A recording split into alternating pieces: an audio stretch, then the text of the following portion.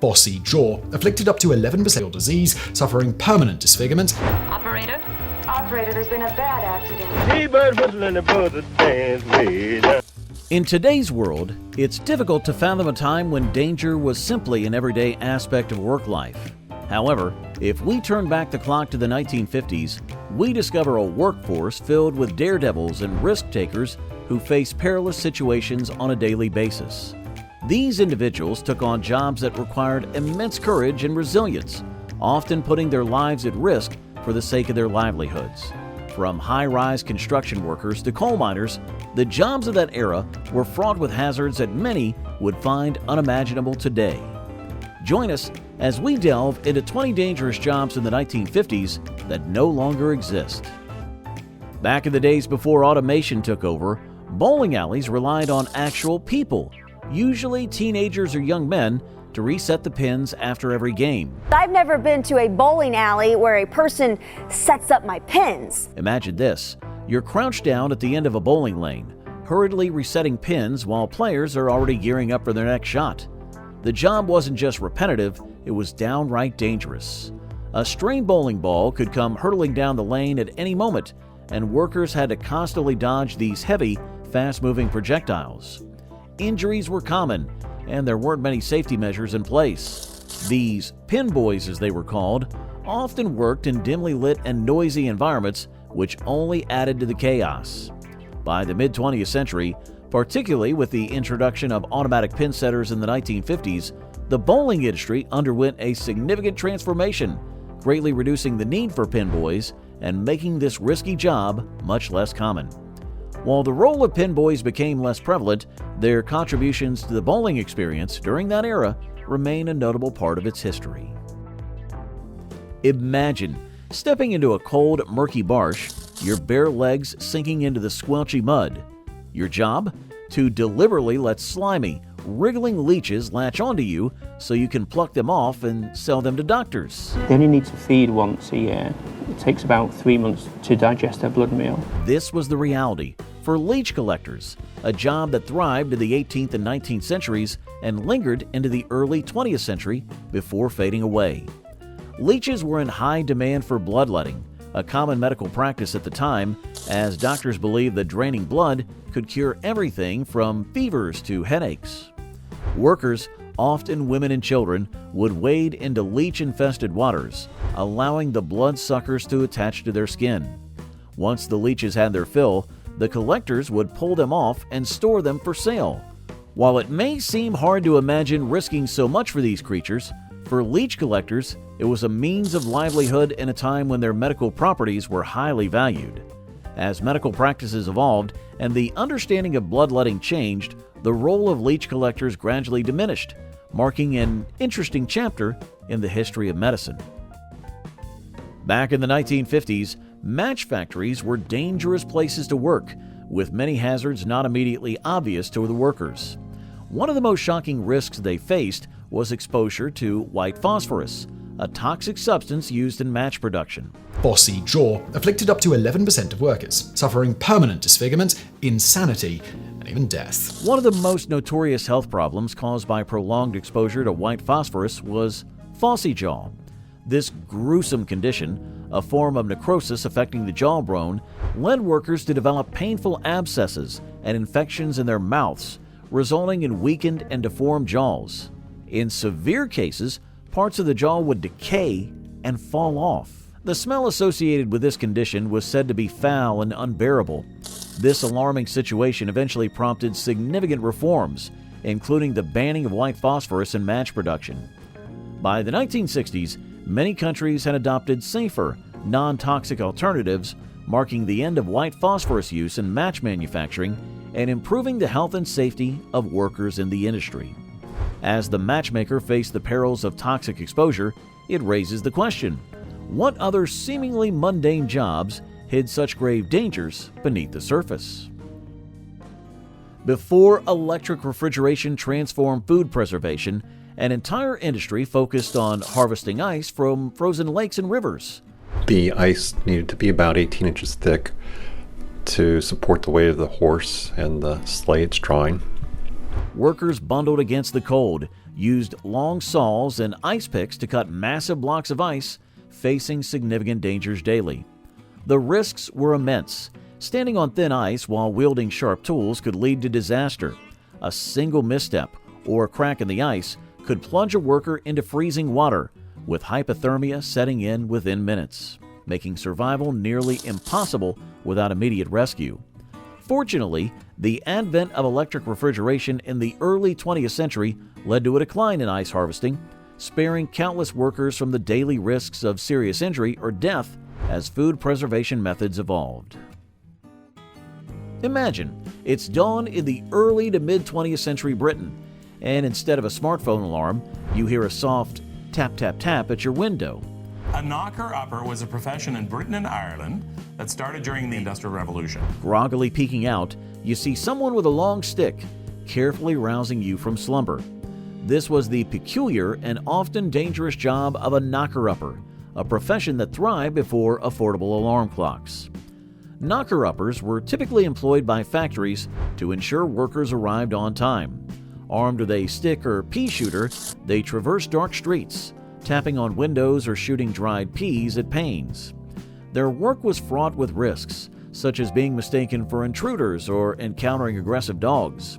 Despite these challenges, knocker-uppers were essential in working-class communities until the profession declined as alarm clocks became more common in the mid-20th century. Picture being a rat catcher in the 1950s, a harsh reality in cities and rural areas plagued by rat infestations, especially where waste management was poor. Armed with little more than traps, poison, and sometimes just their bare hands, rats were such a problem then as they are now. Rat catchers used to make their own poisons. These workers ventured into dark, damp environments like sewers, basements, and alleyways. Every corner posed a threat, not just from the rats, which could bite or scratch, but also from diseases they carried, including leptospirosis, hantavirus, and even the plague in rare cases. Without protective gear or high-tech pest control methods, rat catchers relied on their wits, physical endurance, and a strong stomach. While the profession has existed for centuries, its prevalence declined as modern pest control techniques and improved sanitation emerged throughout the 20th century. Today, although pest control work still carries risks, the hazardous conditions faced by rat catchers in the past are largely a thing of history. After confronting disease-ridden rats in dark corners, one might ask, what other professions involve battling unseen threats in the shadows of society? Before electric streetlights, lamplighters were the unsung heroes of nighttime illumination. With a pole and lit the gas lamps and went round in the morning and turned them off. As dusk fell, they carried long poles with flames or matches to ignite the oil or gas lamps lighting the streets. This hands-on work required precision and courage, far from simply flipping a switch. Lamplighting was not without its dangers. Workers often climbed tall poles or precarious ladders to reach the lamps, risking nasty falls with each misstep. Their duties didn't end after lighting the lamps. At dawn, they retraced their steps to extinguish each one.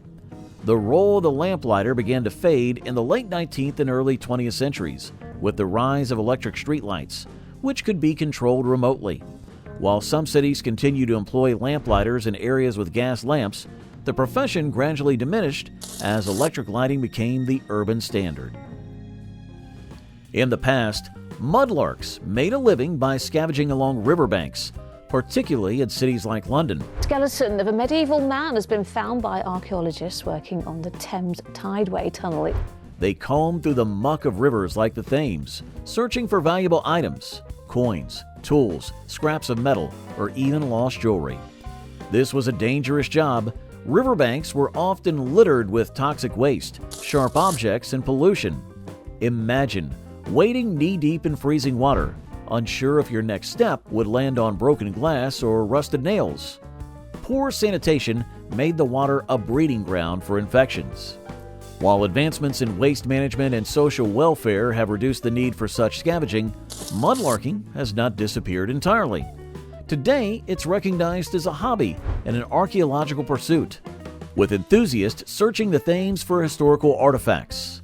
Though scavenging riverbanks may seem like a relic of the past, it remains a fascinating link to history. While the mudlark scavenged through toxic waste, one can't help but wonder what other jobs involved sifting through the remnants of society's past. In the late 19th and early 20th centuries and into the 1950s, many dangerous jobs put people, including children, at risk. One chilling example was the work in cotton mills, where young children were often tasked with cleaning cotton debris from under massive, fast-moving machinery. These machines operated at high speeds, making it incredibly hazardous for anyone nearby.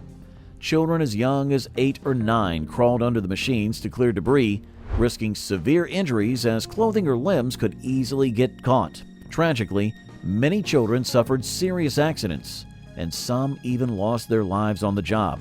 But then, quite often, most of the accidents were regarded as the worker's own fault. However, significant reforms occurred over time. By the mid-20th century, child labor laws tightened, and today, child labor is illegal in most parts of the world, with safety regulations much more advanced than in the past. While challenges remain in ensuring safe working conditions, particularly in developing countries, the progress made since those dark days highlights the importance of labor rights and child protection.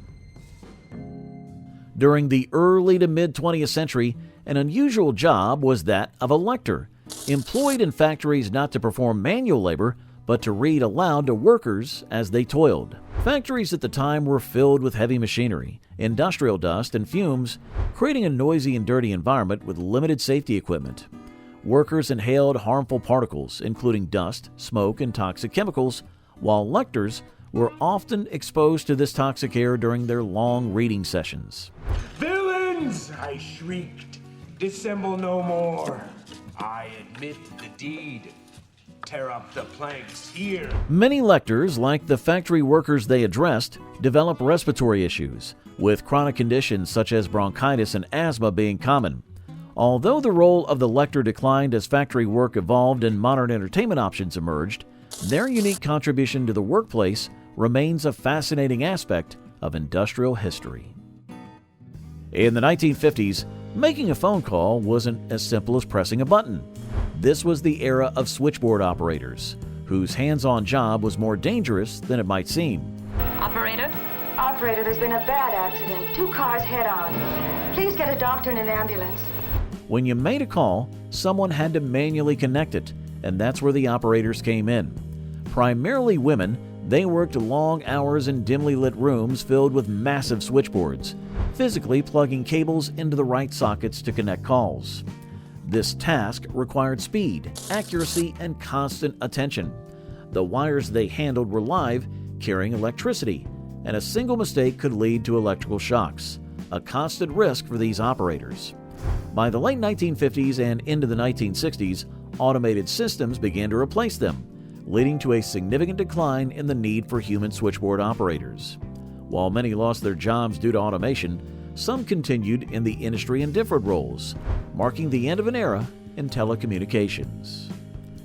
After navigating the risks of electrical shocks, one can't help but ask, what other jobs required such precision and focus in a rapidly changing world? Envision a time when using an elevator was more than just pressing a button. In the 1950s, reaching a higher floor depended on an elevator operator to skillfully manage the lift. These operators did more than push buttons. They monitored the elevator's movement, adjusting speeds and ensuring it stopped at the correct floors. All right, I'm going to get comfortable here because when you're an elevator operator, you get to sit down. So we're going to take it all the way down to the lobby. Here, actually, the basement. We're going down. While it may seem straightforward, the job came with considerable pressure. Elevator shafts contained intricate moving parts, and any malfunction could lead to accidents. Imagine being responsible for safety transporting people in a metal box suspended between floors, where even a minor error could have serious consequences. By the late 1940s and into the 50s, many buildings began implementing automatic elevators, gradually reducing the need for human operators. While this automation alleviated the stresses of manual operation, it also introduced new challenges regarding maintenance and safety, marking a significant transformation in how we navigate vertical spaces. In the past, the milkman was a familiar figure in neighborhoods across the country. Every morning, they loaded their delivery trucks with fresh bottles of milk, often including bread or eggs, and sent out to deliver them to homes. However, this job came with serious challenges. Milkmen had to work through all kinds of weather, from scorching summer heat to icy winter mornings.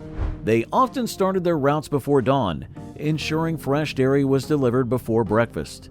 These early hours meant braving the cold or sweltering heat while navigating poorly maintained roads.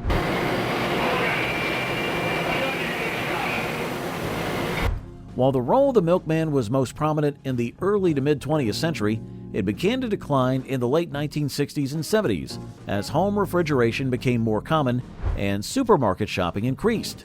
Despite the evolution of delivery services through technology, the milkman's job in the 1950s was tough and required dedication, making it a significant part of daily life for many families.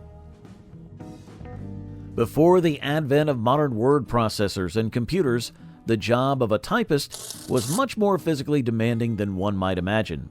Typewriters were heavy and had stiff mechanisms, making each keystroke require considerable effort. Typists often worked long hours, sometimes 8 or more, leading to serious strain on their hands, wrists, and fingers from the constant repetitive movements, which frequently resulted in conditions like repetitive strain injuries. However, it wasn't just the hands and wrists that suffered. The nature of typing forced typists to sit in awkward postures for extended periods. Someone in the bank types the new owner's name on the stock certificate each time a share changes hands. Most desks were not ergonomically designed, contributing to neck, shoulder, and back problems. While the introduction of electric typewriters in the mid-20th century alleviated some of the physical strain, the job of a typist in the past was anything but easy. What may seem like a simple office task today involves significant physical challenges and health risks for those who performed it.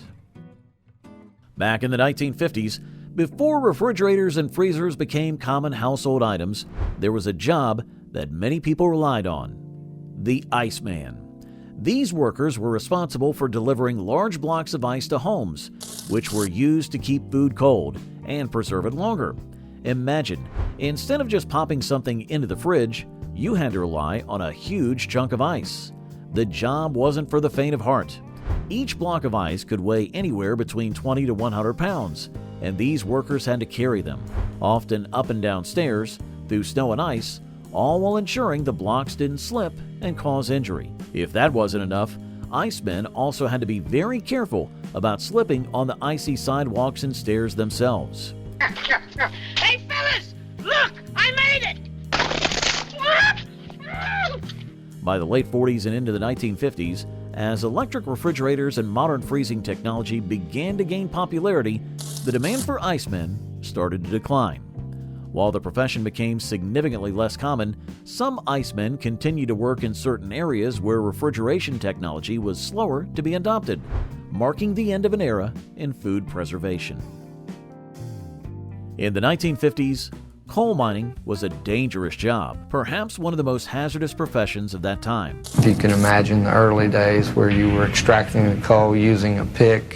While coal mining still exists today, the methods used back then were far more perilous. Miners worked in poorly ventilated tunnels deep underground, often using rudimentary tools and methods that put them in constant danger. Cave-ins were a common risk, and these disasters could wipe out entire crews in an instant. It wasn't unusual for explosions to occur due to the buildup of methane gas or coal dust in the mines, resulting in multiple fatalities and leaving families and communities with a constant sense of unease. The most insidious danger, however, came from breathing in harmful dust particles, specifically coal dust. Over time, miners would develop a condition known as black lung disease, a deadly respiratory illness that caused painful scarring of the lungs. Many miners didn't realize the extent of their health issues until it was too late. While the 1950s did see some increased awareness and regulatory changes regarding miner safety, the risks associated with coal mining remained significant, marking a challenging era for those who worked in the industry. After facing the constant threats of cave-ins and explosions, it makes one curious. What other jobs in history have been fraught with such peril beneath the surface?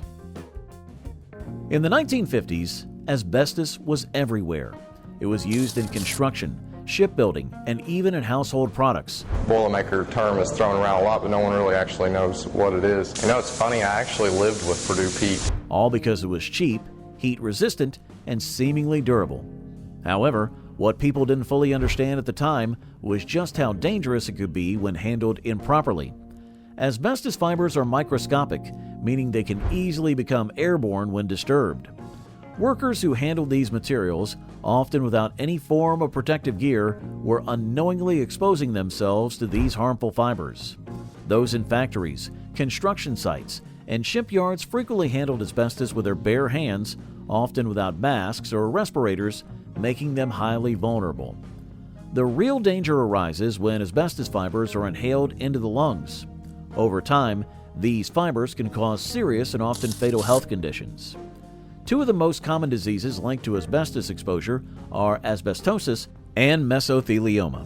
While the dangers of asbestos exposure were not fully recognized until the 1970s and 1980s, leading to heavy regulation and a significant decline in its use, its legacy still affects countless individuals who were exposed to it decades ago. Many continue to suffer from asbestos-related diseases, highlighting the long-term impact of this once common material. Imagine being out on a river, surrounded by huge, heavy logs, and your job is to guide them down the water to a sawmill. This was the reality for log drivers, a profession that existed primarily in the late 19th and early 20th centuries, and it was one of the most dangerous jobs around. The task of driving logs down rivers was usually done by hand, requiring workers to stand on moving logs or wade through the river to ensure everything stayed on course. The logs were massive, and if one shifted or got caught, it could lead to a whole pileup.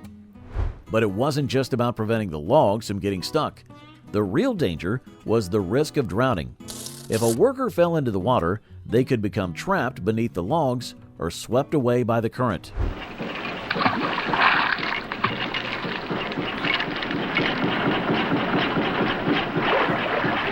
Fortunately, as technology advanced, log driving became less common, and safer methods of transporting logs, such as trains and trucks, were introduced, marking the end of an era for this perilous profession.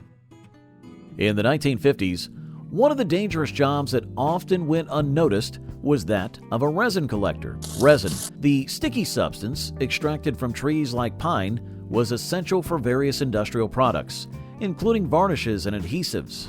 However, the process of harvesting it was far from simple. Workers, commonly known as tappers, had to climb tall, sometimes unstable trees to collect the resin. They used knives to make cuts in the bark, allowing the sap to ooze out, which they collected in containers. This job involved significant risks, not only the danger of falling from heights, but also exposure to toxic chemicals that were found in the resin. It is necessary to refresh the car every 8 to 10 days so that the resin flows regularly. Prolonged exposure to these substances, especially without proper protective gear, could lead to serious health issues. Many workers experience skin irritation, respiratory problems, or long-term damage to their health.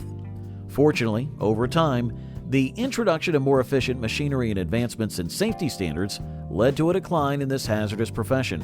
While resin collection has a long history, increased awareness of its dangers and the push for safer practices have transformed the industry significantly. After climbing unstable trees to harvest resin, one can't help but wonder, what other professions involved risking life and limb for the sake of the industry? Gandy dancers were railroad workers dedicated to manually aligning and maintaining the steel tracks that span the country. Their responsibility was to ensure that the railroad lines were perfectly aligned, allowing trains to travel safely and smoothly.